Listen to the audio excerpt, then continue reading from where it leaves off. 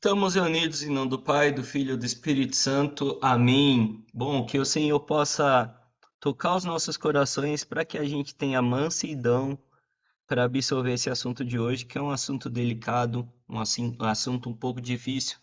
Então, que Ele nos dê ciência, entendimento e sabedoria para que a gente possa entender e de uma forma mansa, de uma forma apaziguadora, de uma forma inteligente e sábia, a gente saiba compartilhar e ensinar essa nova visão para todos as outras ovelhas que estão perdidas e as pessoas que estão, de certa forma, desconectadas com a nossa fé. Pai nosso que estais no céu, santificado seja o vosso nome. Venha a nós o vosso reino, seja feita a vossa vontade, assim na terra como no céu. O pão nosso de cada dia nos dai hoje. Perdoai-nos as nossas ofensas, assim como nós perdoamos a quem nos tem ofendido. E não os deixeis cair em tentação, mas livrai-nos do mal. Amém.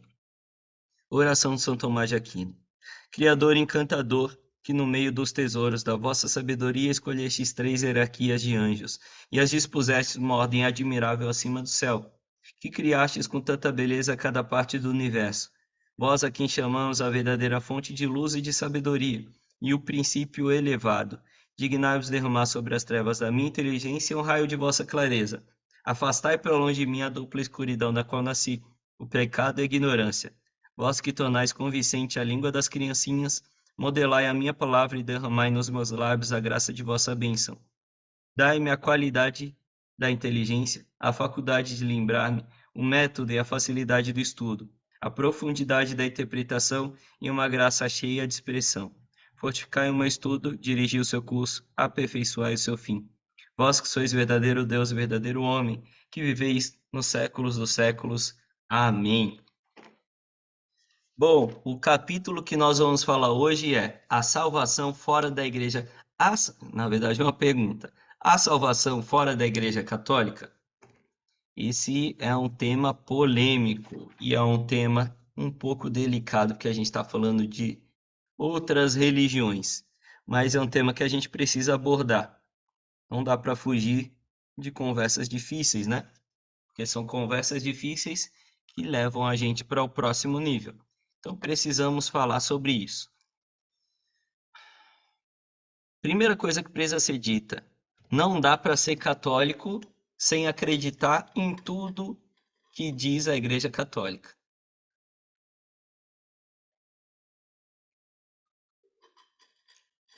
Não dá para ser católico sem acreditar em tudo que diz a Igreja Católica. Isso pode parecer meio fascista, isso pode parecer meio antidemocrático, pode, mas quando a gente começa a entender o porquê, a gente entende que faz sentido que seja dessa forma. Na verdade, a gente passa a concordar que seja dessa forma. Vamos lá. A gente está falando de uma igreja fundada pelo próprio Jesus Cristo. Uma igreja fundada pelo próprio Jesus Cristo. Uma igreja continuada pelo Espírito Santo. Então, não é uma igreja que está sendo continuada por seres humanos. É uma igreja que é o próprio Jesus. Lembra do corpo místico de Cristo? Os membros são os santos que estão no céu, os justos que estão no purgatório e os católicos batizados que estão aqui na terra ainda.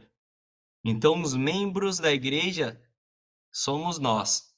Só que a cabeça desse corpo místico é o próprio Jesus. E a alma, o pescoço que conecta a cabeça com o corpo, é o Espírito Santo. Foi enviado para nós em Pentecostes, como nós vimos aí alguns capítulos atrás. Ou seja, a igreja não é simplesmente continuada por seres humanos.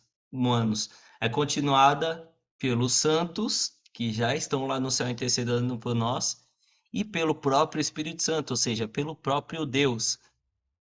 Não tem como, se nós somos católicos e acreditamos que a Igreja Católica foi fundada pelo próprio Jesus e está sendo continuada pelo Espírito Santo, não tem como a gente acreditar que a igreja é falha. É por isso que tem uma frase que está errada a ser dita. A igreja é santa e pecadora. Não. Se você diz isso, já pare de dizer, porque está errado. Está errado dizer que a igreja é santa e pecadora, porque a igreja é o próprio Jesus. É contraditório. Como assim o próprio Deus pode ser pecador? Está errado. Até mesmo quando Jesus se fez homem, ele nunca pecou. É igual a nós em tudo, menos no pecado. Então a igreja não é santa e pecadora. A igreja é santa com membros pecadores. Eu e você somos pecadores. Só que nós não somos a igreja, nós somos membros da igreja. E a partir do momento que nós pecamos, nós deixamos de ser membros da igreja. Nós nos entramos em um estado de inimizade com Deus. Ou seja, nós nos afastamos do corpo místico. Por meio da confissão, nós voltamos a fazer parte do corpo místico. Então a igreja é santa e não é pecadora. Os seus membros são pecadores. Ou seja, a gente está falando aí de uma igreja fundada pelo próprio Deus, continuada pelo próprio Deus, com a permissão de ser guiada pelos seres humanos, encabeçada pelo Papa, que teoricamente, apesar de ser um homem como nós todos somos, falho como nós todos somos, fraco como nós todos somos, é infundido com as maiores graças do Espírito Santo para ter a ciência, a sabedoria de guiar todos nós. Então, nós estamos falando de uma igreja que é continuada pelo próprio Deus. Não tem como algo criado e continuado pelo próprio Deus ser algo errado. Se a gente fizer uma dinâmica de telefone sem fio com 10 pessoas, a mensagem que foi passada lá pelo primeiro vai chegar lá para o 10º errada. Não vai chegar a mesma. Como pode uma mensagem ser a mesma há 2000 anos? É impossível, a menos que tenha acontecido ali um milagre. E eu considero um milagre essa nossa mensagem tá tão intacta, a mensagem católica tá tão intacta. Só é possível porque é uma continuidade do Espírito Santo.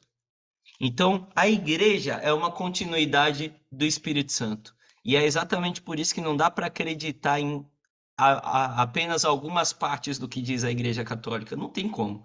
Ou você é católico ou você não é. Não tem como ser meio católico. Assim como não tem como ser meio fiel. Não tem como você olhar para o seu namorado, seu marido, seu companheiro e dizer: sou 99% fiel a você. Não, a gente vai cobrar 100% de fidelidade. Eu quero que você seja 100% fiel a mim, porque ou você é fiel ou você é infiel.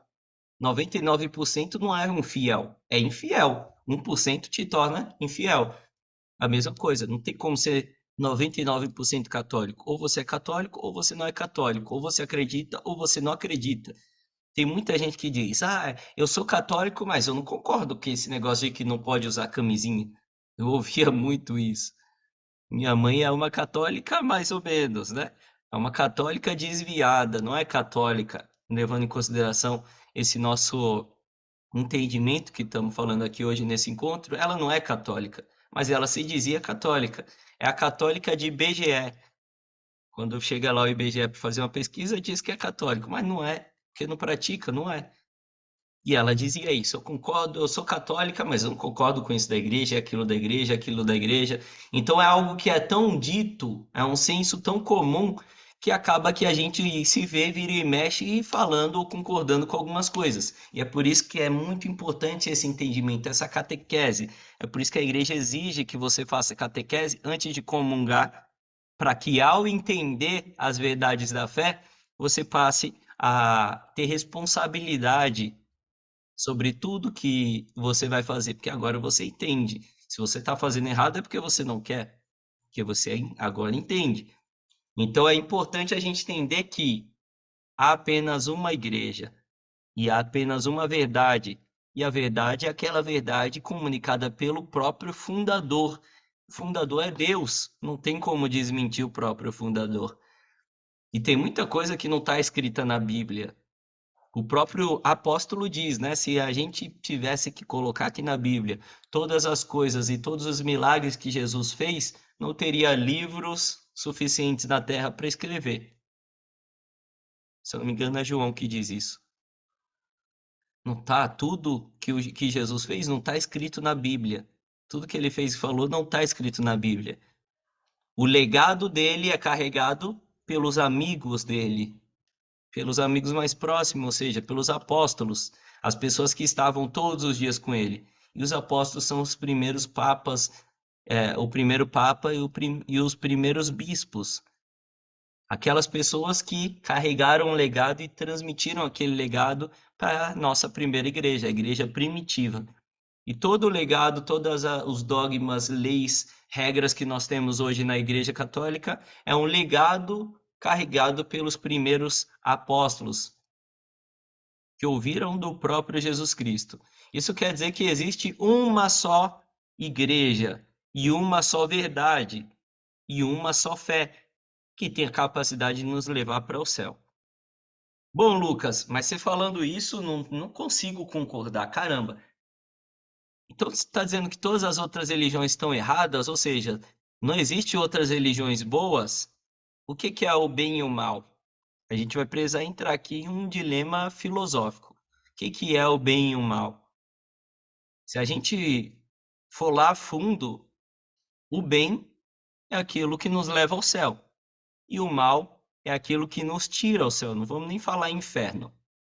Vamos falar aquilo que nos tira o céu. O bem é o que nos dá o céu, o mal é o que nos tira o céu. Logo, a gente precisa interpretar se outras religiões são boas ou más, identificando se ela nos tira ou nos dá o céu. Eu tenho 100% de certeza que aquilo que Jesus pregou nos dá o céu, ao invés de nos tirar o céu. Você concorda? Ou seja, quando eu simplesmente me desvio da igreja criada pelo próprio Cristo e me uno a uma religião que não foi criada pelo Cristo, foi criada por alguém que no máximo deve ter interpretado, no melhor dos casos, algo que Jesus disse. Não foi o que Jesus disse. Interpretou de uma forma diferente, de uma forma que ele acha que é certo o que Jesus disse, como os protestantes fizeram. Há um risco, eu posso dizer isso, que há um risco que o que esse cara está interpretando não está certo, porque não é o que o Jesus disse, é o que ele acha que Jesus quis dizer. Assim como os protestantes dizem, quando Jesus disse, tu és pedra, e sobre essa pedra eu fundo a minha igreja, eu não estava apontando para Pedro, olha só, é uma interpretação daquela pessoa sobre o que Jesus disse. Mas e todos aqueles apóstolos que estavam ali naquele lugar e viram, e por terem visto, trazem o legado de que existe o Papa e aquele é o Papa, não vale de nada. Então, olha como a gente está suscetível ao erro quando a gente se desvia da verdadeira fé, que é a fé católica, a fé legada pelo próprio Cristo. Isso no melhor dos casos. Porque quando a gente vai aí para outras religiões, como, por exemplo, o hinduísmo, o budismo, outras religiões que acreditam que a natureza é o Deus, é isso que acredita o budismo. O budismo, e se tiver algum budista aí me assistindo, se eu tiver errado, deixa aí qual é a verdadeira crença. Mas até onde eu sei, o budismo acredita que um dia nós vamos chegar ao. Ai, qual é o nome? Ah,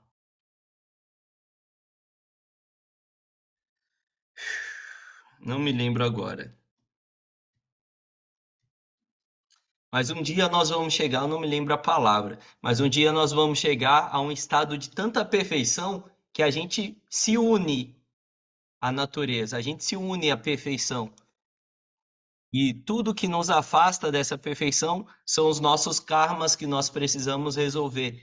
E vamos ressuscitando para resolver esses karmas até nos unirmos a essa perfeição que é a natureza. Não existe um Deus, existe uma natureza que é uma energia que torna tudo perfeito. E ao nos unirmos a essa perfeição, a gente acaba chegando ao clímax de toda aquela criação. Isso quer dizer que não existe um Deus, não existe um Jesus, não existe uma Maria. Olha como é tão diferente daquilo que Jesus prega. Apesar de terem muitas crenças aparentemente boas e positivas, eticamente, eu acho que é aqui que está a visão. Eticamente, moralmente, em alguns casos, bons. Será que é bom de verdade? Porque pode ser eticamente bom, pode ser moralmente bom, mas pode ser que, apesar de ser moralmente e eticamente bom, não nos leve ao céu, ao contrário, nos tire o céu. Porque esse bom pode estar aqui em um conjunto de coisas e um conjunto de crenças que vão nos afastar de Deus e não nos aproximar de Deus. Ou seja, será que é bom de verdade? Porque está tirando o céu da gente. Então, se a gente for ver por esse prisma, não é bom. Porque tudo aquilo que nos tira o céu é mal. Tudo aquilo que nos dá o céu é bom. Beleza? Então, a gente precisa entender que todas as religiões têm crenças diferentes. Tem crenças diferentes sobre a natureza de Deus, sobre o culto que nós devemos a Deus, sobre o que é a vida após a morte, sobre princípios morais. Então tem religião aí que prega que você não precisa ser homem. Se você quiser, você pode ser mulher. Tem religião que apoia o homossexualismo. O católico não apoia o homossexualismo. O homossexualismo é um pecado. Porém, diferente do que muitos católicos erroneamente fazem, nós não odiamos o pecador, nós odiamos o pecado. Ou seja, apesar de o homossexualismo ser um pecado, é errado afastar o pecador. É errado, é julgar o pecado, né? E não julgar o pecador e não o pecado. E é ruim quando a gente julga alguém, porque a gente coloca um peso ali que, na verdade, não estamos colocando em outros pecados. O próprio Jesus diz: tira a trave do seu olho antes de querer tirar o cisco do olho do outro. Então, às vezes, tem um católico que tá, mas o que que esse cara tá fazendo aqui? Esse cara, só porque é um homossexual. Só que o cara é um adúltero. A mesma pessoa que está se julgando melhor do que aquele homossexual é um adúltero, é um mentiroso, é alguém que, sei lá, não preciso falar outros pecados, mas que são pecados tão graves quanto o homossexualismo daquela pessoa, como a sexualidade desvirtuada, desregrada daquela pessoa.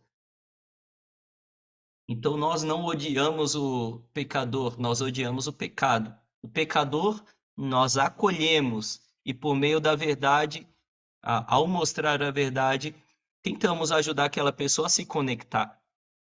Mas não temos que obrigar essa pessoa a se conectar. Depende a ela dizer o sim ou não. O nosso amor e os nossos exemplos vão atrair ou repelir essa pessoa. Então, muito cuidado.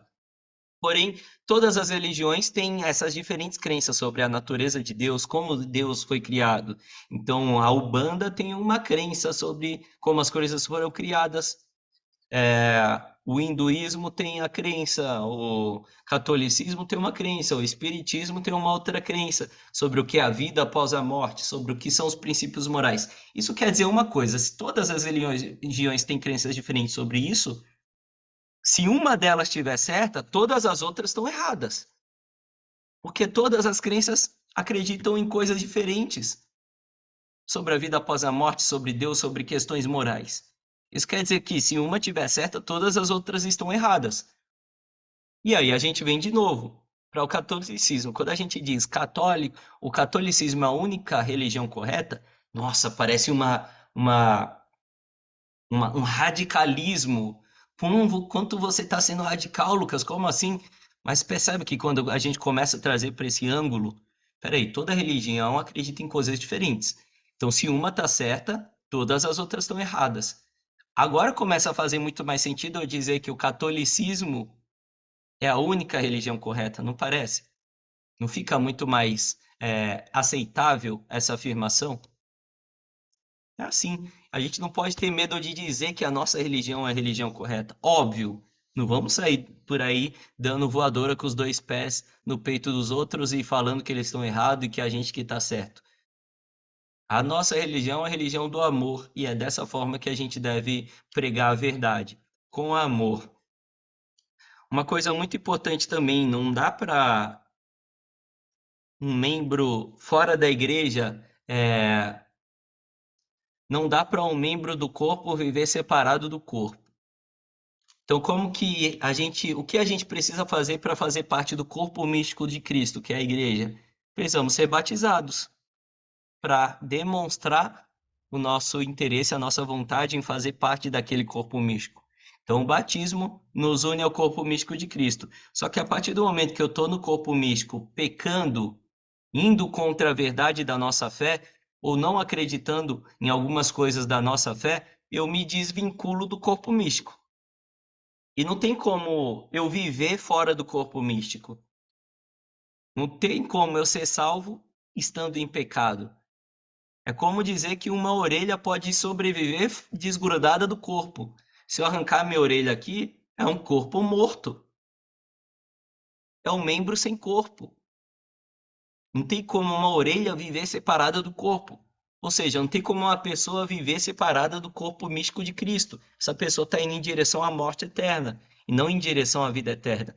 Existe uma falsa liberdade em acreditar que a igreja nos aprisiona. A igreja nos mostra a verdade. E como em tudo, nós temos responsabilidades que precisam ser cumpridas. Aqui dentro da igreja também. Existem direcionamentos e coisas que precisamos fazer para nos unir a Deus.